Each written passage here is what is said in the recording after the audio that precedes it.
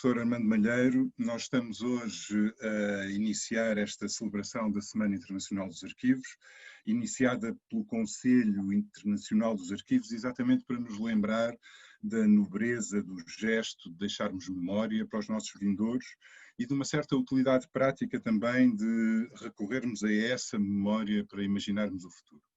O professor Armando Malheiro, responsável pela modelação do Sistema de Informação da Casa de Mateus, nosso convidado hoje, é investigador do Centro de Investigação Transdisciplinar Cultura, Espaço e Memória, da Faculdade de Letras da Universidade do Porto, é um especialista em Ciências da Informação, é licenciado em Filosofia e em História, com uma especialização enquanto bibliotecário arquivista pela Faculdade de Letras da Universidade de Coimbra, depois doutorado em História Contemporânea.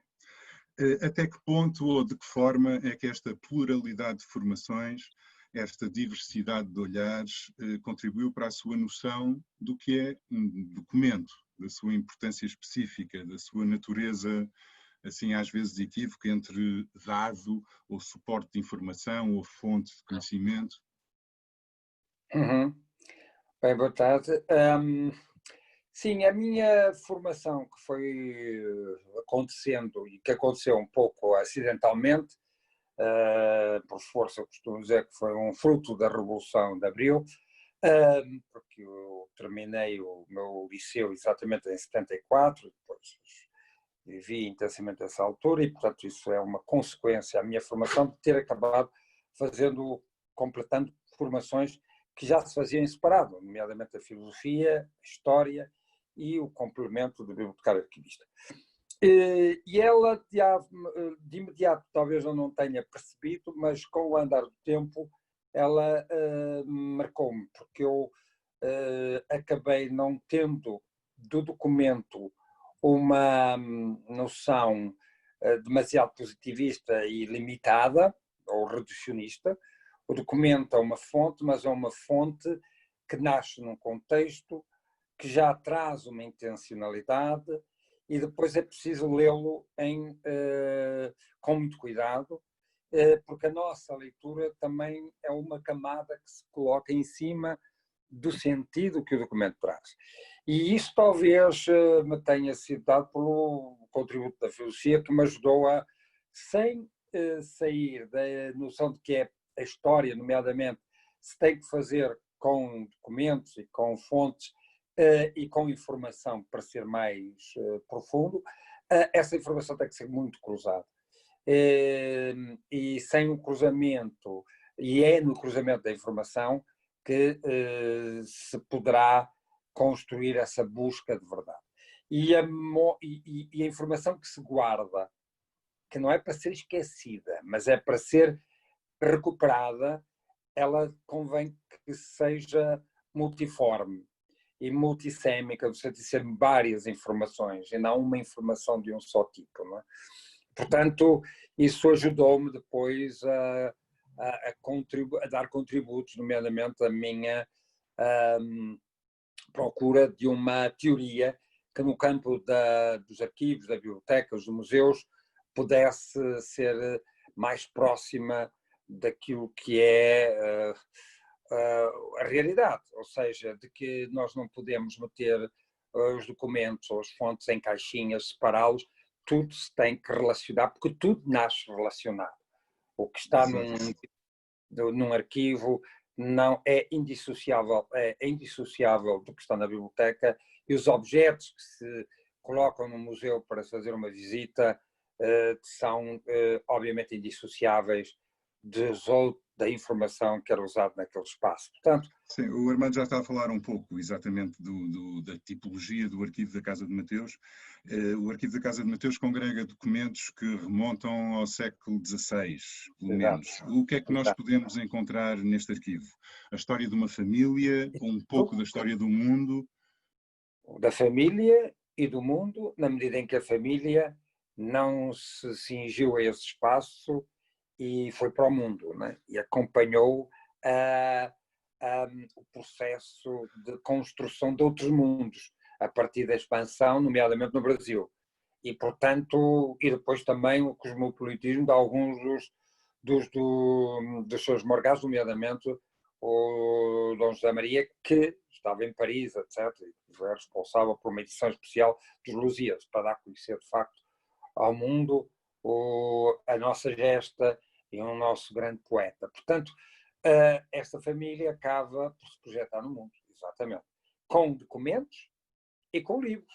A reedição dos Lusíadas, que está a ver esta relação do manuscrito com o impresso, tudo a partir de pessoas, de produtores, de iniciativas pessoais, dentro de um contexto familiar, dentro de um contexto regional, nacional e projetado no mundo, né? Na diáspora, na mobilidade que estas pessoas acabaram por ter. Né?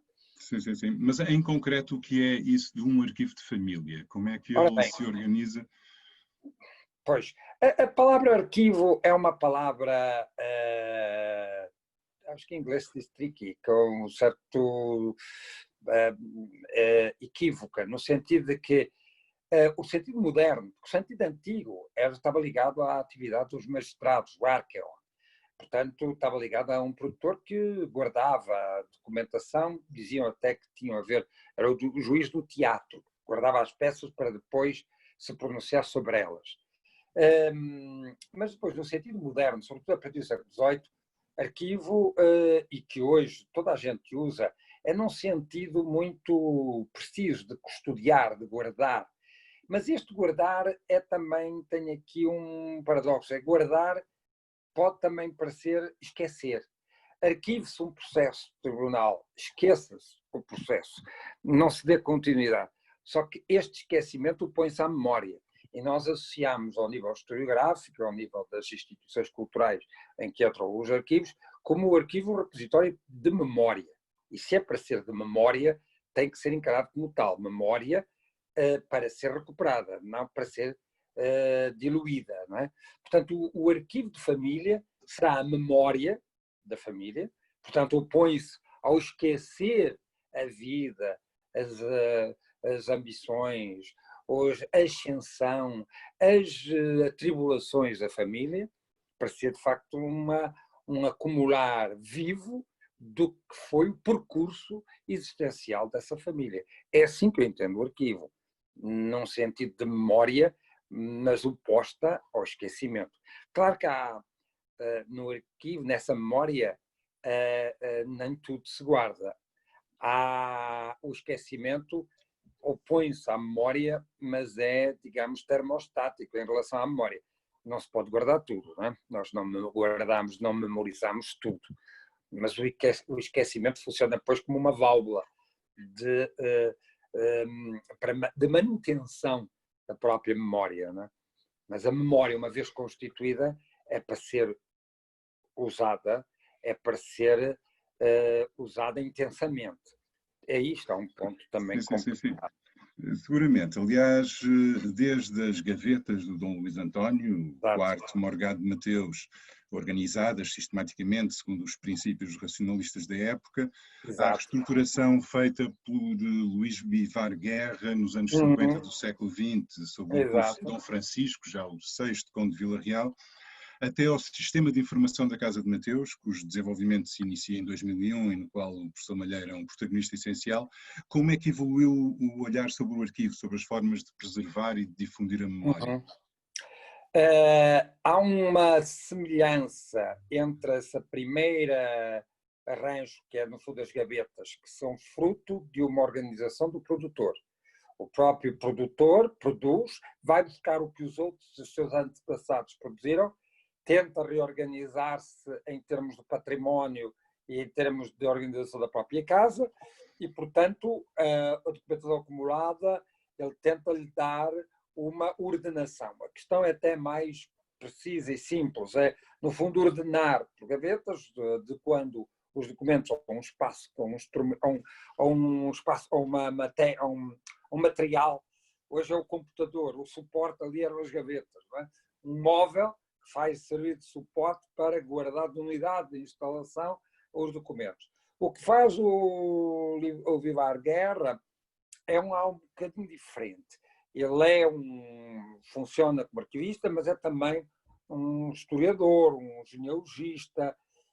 A atitude dele é, é mais um pouco, talvez, uma espécie de Fernão Lopes, se fôssemos encarná-lo, dentro da família, um cronista, tentar encontrar documentos que pudessem, de algum modo, realçar o que foi a gesta dessa família.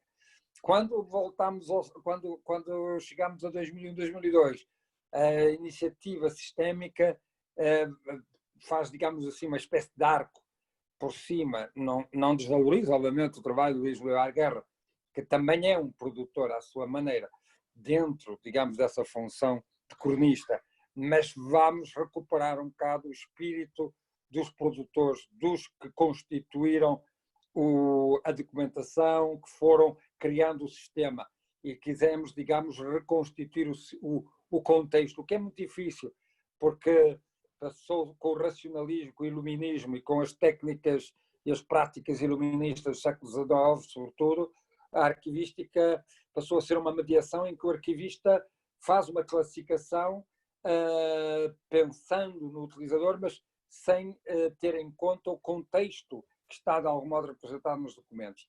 Esta falha levou a classificações temático-funcionais muito discutíveis, porque se criaram categorias que não reproduzem o contexto. E veja que no catálogo que está disponível do arquivo da Casa de Mateus, nós até mantivemos as gavetas dentro de uma classificação orgânico-funcional. Nós não precisamos desfazer as gavetas. Nós mantivemos as gavetas, estamos sempre para relações entre o que está nas gavetas e a organização ou a classificação orgânico-funcional que propusemos. Portanto, é uma tentativa, penso que fica claro, de realçar e de não apagar o passado, de pôr o passado à disposição do utilizador do presente e do futuro. Sabes que a proposta sistémica ela tem um quê de ecológico, de algum modo, não é? Uhum. Sim, sim. E como é que se descreveria assim de uma forma sucinta esse sistema orgânico ou funcional que implica essa visão sistémica e não uma visão mais classificatória clássica? Como é que ele se podia descrever? O orgânico-funcional também é uma classificação. No fundo, sempre nós representamos, classificar é representar em classes algo perante o qual nós nos encontramos, não é? Seja na natureza, seja o que for. Só que o orgânico-funcional, diferentemente das classificações ditas intelectuais, temáticas, que criam assim uns assuntos como administração, património, genealogias, classificações assim, tenta amarrar os documentos às pessoas que de algum modo os criaram ou os receberam dentro da família, que tinha uma estrutura. A família tinha uma estrutura. A família é biológica ou social. Há uma reprodução a partir de um casal que depois tem filhos. Há pessoas que estão relacionadas com esse casal porque são irmãos, são tios. E é esses personagens que, amarrados e com a documentação distribuída por eles, se percebe ou se pretende dar em primeira mão ao utilizador de hoje e do futuro que aqueles documentos tenham tempo, porque isso tudo está numa linha de tempo.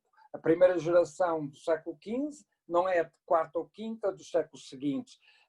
Há, portanto, um amarrar dos documentos, não por assunto, porque isso depois pode-se procurar sempre os documentos por assunto, de forma a partir de escritores e de ontologias, e a informática permite-nos isso de uma forma muito simples, mas dar, digamos, uma contextualização epocal, histórica dos documentos.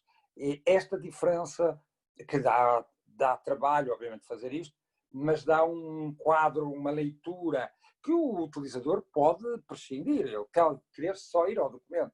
Mas se quiser perceber o conjunto documental e, portanto, a família no seu conjunto, esse quadro orgânico funcional dá-lhe os documentos numa linha de tempo. Diz-lhe os documentos amarrados às pessoas, ao casal que os produziu, que os recebeu, às pessoas e às famílias que, entretanto, vão se acoplando a esta família por casamentos. Porque essa é sempre uma incógnita. Porquê é que a documentação de tal família está aqui?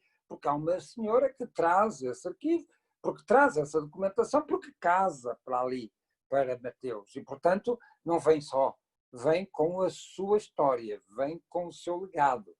E isso é, do ponto de vista da representação da informação, é dado nesse quadro, que é uma classificação, mas que não é por assunto, mete pessoas, mete os assuntos amarrados às pessoas que lidaram com eles, dizendo assim. Por falar em pessoas e por falar em documentos, consegue lembrar-se assim de 2, 3 documentos que o tenham fascinado nesse trabalho realizado a partir de 2001, 2002? Sim, já foi muito. Há muitos. A questão é essa: cartas, há vínculos, daqueles iniciais de uma personagem que é uma Dona Maria, que está no século XV, estou a falar Maria de cor. Coelho, Dona Maria Coelho, sim, Exatamente, sim, sim. Maria Coelho. Tudo, isso fascinou-me bastante, porque a família de Mateus surge como muitas vezes. Eu estou ligado a outros projetos, a um projeto que também já tem bastantes anos, que é as Casas Armoriadas nos Arcos de Valdevez, e em que trabalhamos a família de uma visão também sistémica, isto é, a partir das casas, mas a casa numa versão estudando a arquitetura, estudando os interiores, depois as pessoas, famílias, as várias gerações ao longo da vida nesse espaço, e portanto o que começo a ter a possibilidade é de perceber que a nobreza local, famílias nobres que vamos depois encontrá-los até tituladas no século XVIII, XVII e XVIII, surgem com vínculos que surgem de uma forma mais simples e depois vão com estratégias várias, vão ficando nesse espaço local, regional, ou vão ascendendo, não é? Com problema, com subidas, com algumas descidas, e portanto esse casal está na origem muito, é padrão, né, em relação a outros que eu fui estudando de outras casas, de outra região, nomeadamente dos Arcos.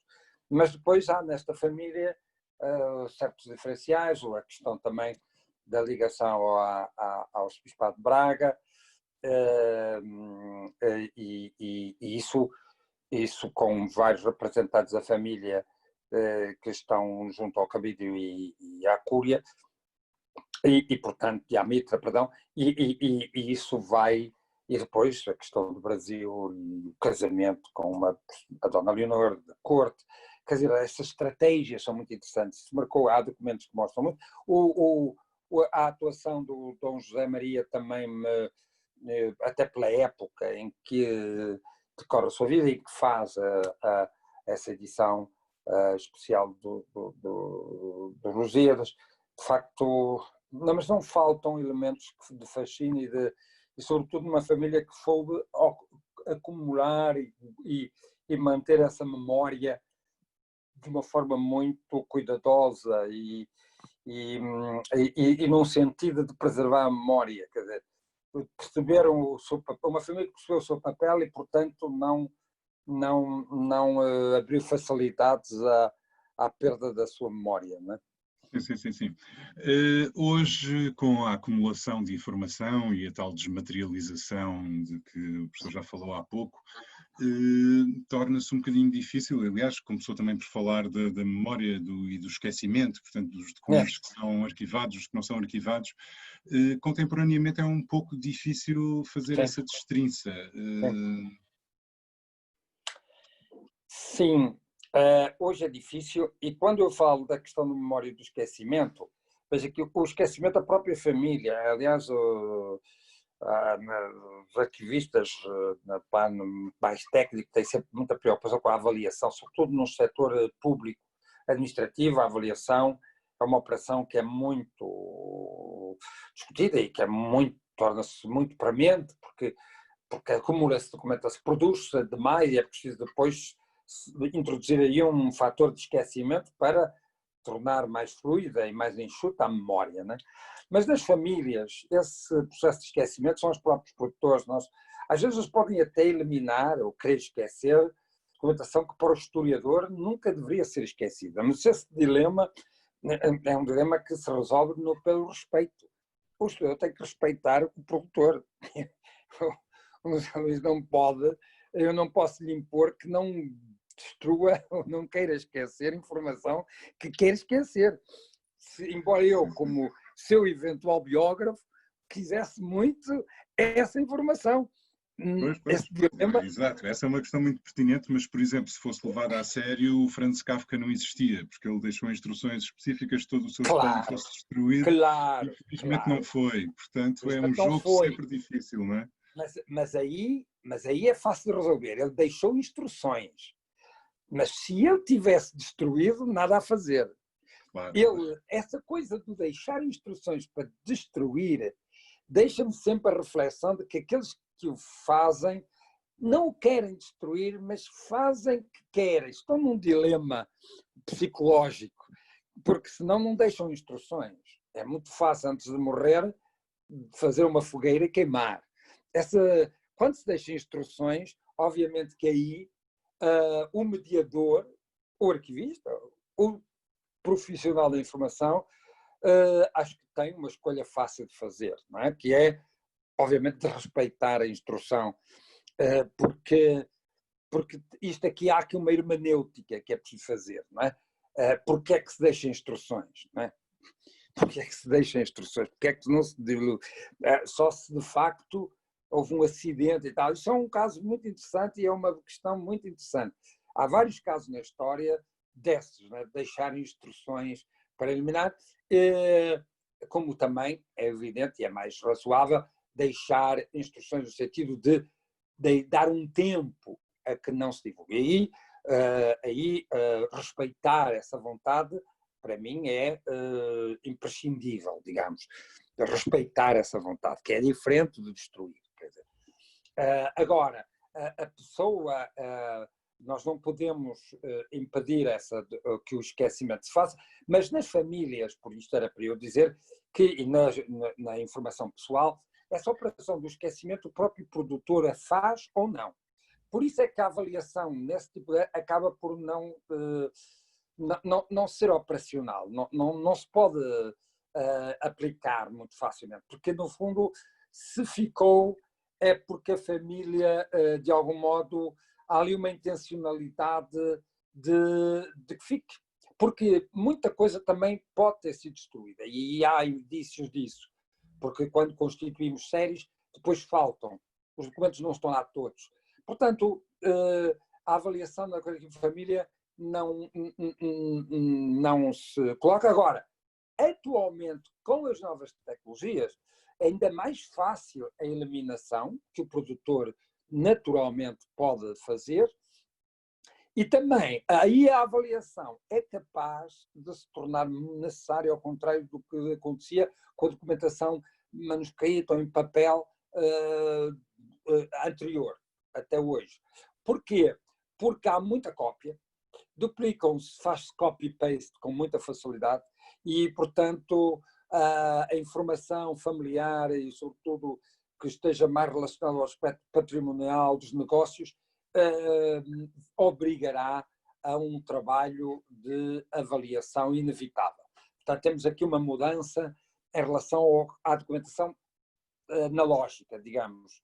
A digital de hoje não pode passar sem esse crivo de avaliação, sendo certo também que o produtor tem sempre o poder, como produtor, como criador, de fazer uma eliminação, não estando a pensar ou muito preocupado com o que o historiador vai querer ou não. Ou preocupado, sim, que o historiador fique com a informação que ele quer, mas isso também, a produção de memórias já sempre foi marcada por esse signo, de dar para a posteridade aquilo que a gente quer que a posteridade recorde. Não é? Há um poder imenso que o produtor e o memorialista têm na construção da sua narrativa. Não é? É um facto, olha, muito obrigado, foi uma conversa muito inspiradora partir da ideia genérica de como é que se preserva a memória, de como é que essa memória se difunde, como é que o esquecimento, no fundo, é também um valor que não podemos esquecer completamente no meio disto. Muito obrigado, professor Armando Malheiro. Até muito breve. Muito breve. Breve E também presencialmente. E espero presencialmente, exato. Um abraço. Muito obrigado e boa tarde. E até breve. Boa tarde.